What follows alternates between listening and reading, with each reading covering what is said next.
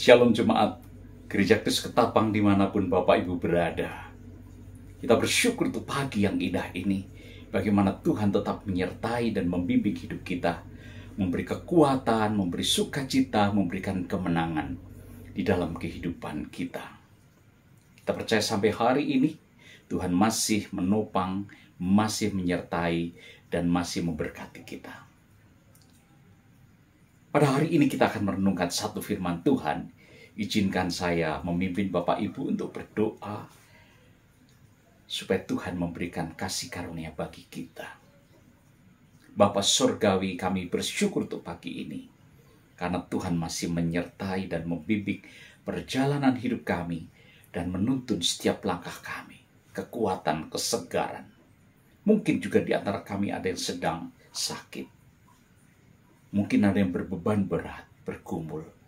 Tapi kami percaya Tuhan turut bekerja dalam segala sesuatu untuk mendatangkan kebaikan bagi mereka yang percaya dan terpanggil sesuai dengan rencana Allah.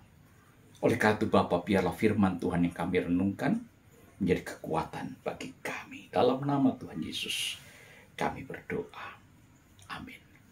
Bacaan kita terambil dari Kisah Rasul pasal 16. Dan kita akan membaca ayat ke-25 sampai ayat yang ke-40. Tetapi saya membaca beberapa ayat saja. Ayat 25, tetapi kira-kira tengah malam Paulus dan Silas berdoa dan menyanyikan puji-pujian kepada Allah. Dan orang-orang hukuman lain mendengarkan suara mereka. Akan tetapi terjadilah gempa bumi yang hebat, sehingga sendi-sendi penjara itu goyah. Dan seketika itu juga terbukalah semua pintu dan terlepaslah belenggu mereka semua. Ketika kepala penjara terjaga dari tidurnya dan melihat pintu-pintu terbuka, ia menghunus pedangnya hendak membunuh diri karena ia menyangka bahwa orang-orang hukuman itu telah melarikan diri. Tetapi Paulus berseru dan suara nyaring. Katanya, jangan celakakan dirimu sebab kami semuanya masih ada di sini. Kepala penjara itu menyuruh membawa suluh dan berlari masuk dengan gemetar. Tersungkurlah ia di depan Paulus dan Silas. Ia mengantar mereka keluar sambil berkata, Tuhan, Tuhan, apakah yang harus kami perbuat supaya kami selamat? Jawab Paulus dan Silas, percayalah kepada Tuhan Yesus Kristus dan engkau akan selamat, engkau dan seisi rumahmu. Percayalah kepada Tuhan Yesus, maka engkau dan seisi rumahmu akan selamat. Kabar baik yang Tuhan sampaikan kepada dunia ini melalui Paulus dan Silas. Saudara, kalau kita lihat, ini adalah satu mata rantai perjalanan misi Paulus. Saudara, pada waktu perjalanan misi Paulus mendapat penglihatan di Makedonia, bahwa dia harus menyeberang ke sana. Tuhan memanggil mereka ke Makedonia. Apakah Tuhan akan membuat satu pekerjaan besar di Makedonia? Ada satu kebangunan rohani besar? Rupanya tidak, saudara. Kalau kita lihat, ada beberapa orang yang percaya dan diselamatkan. Lydia, hamba perempuan yang bermain kuasa gelap, Tenu, kemudian juga kepala penjara Filipi. Saudara, rupanya perhatian Tuhan hanya tertuju kepada beberapa orang yang Tuhan ingin jangkau dan ingin diselamatkan.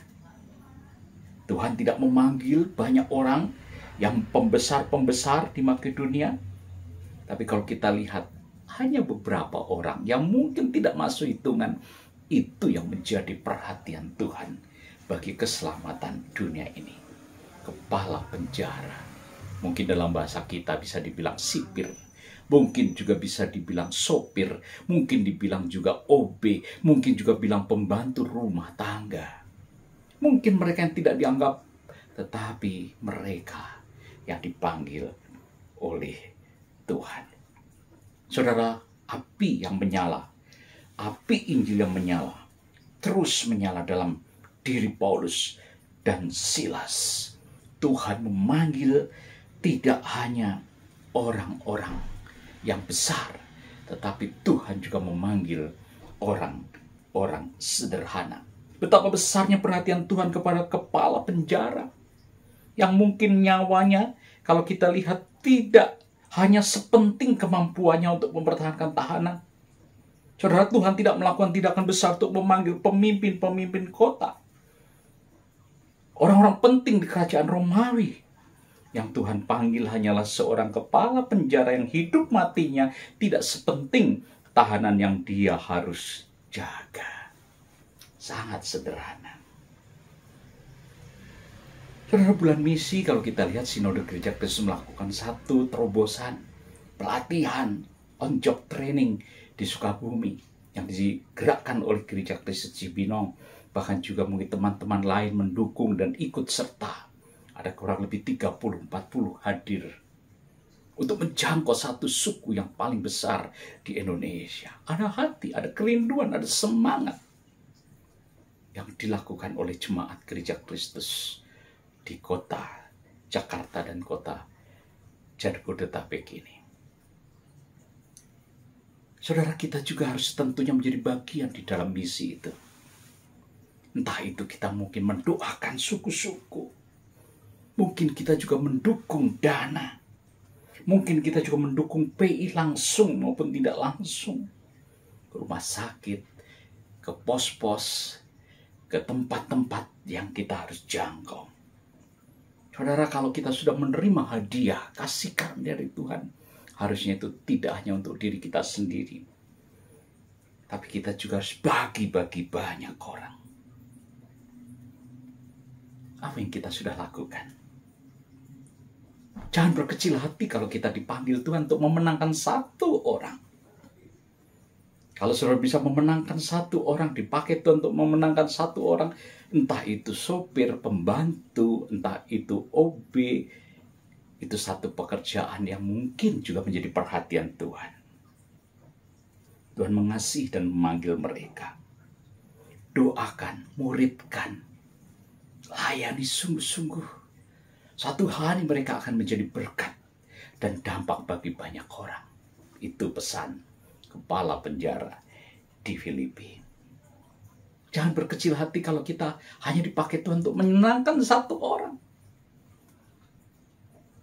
Mungkin kita tidak seperti pendeta-pendeta besar yang bisa memenangkan banyak orang. Tapi bersyukurlah kalau Tuhan percayakan satu-satu orang untuk kita doakan dan menangkan dan bawa kepada Tuhan. Bulan misi sudah selesai. Tapi apakah hati kita juga berkobar seperti Paulus dan Silas, menjangkau dan membawa jiwa-jiwa datang kepada Tuhan? Yuk kita lakukan firman Tuhan. Kita mulai mendoakan. Kita mulai membawa kabar. Kita mulai menjangkau, mengasihi mereka yang belum percaya kepada Tuhan. Tuhan beserta kita dan Tuhan memberkati kita. Amin. Kita berdoa. Ya Tuhan, kami bersyukur karena Tuhan terus bekerja di tengah-tengah dunia ini. Dalam pekerjaan yang besar ataupun yang kecil, yang kelihatan maupun tidak kelihatan. Tapi kami berterima kasih Injil Kerajaan Allah harus dikabarkan ke seluruh dunia, menjadi kesaksian bagi seluruh bangsa. Tuhan berkati bangsa Indonesia, supaya satu hari bangsa yang berjalan dalam kegelapan ini melihat terang yang ajaib. Pekabaran Injil melalui sarana komunikasi, melalui apologet, melalui firman Tuhan disampaikan langsung, pemberitaan Injil langsung maupun tidak langsung. Tuhan berkatilah supaya semakin hari semakin banyak orang mendengar firman Tuhan dan diselamatkan oleh Tuhan. Itulah doa kami. Mohon Tuhan memberkati.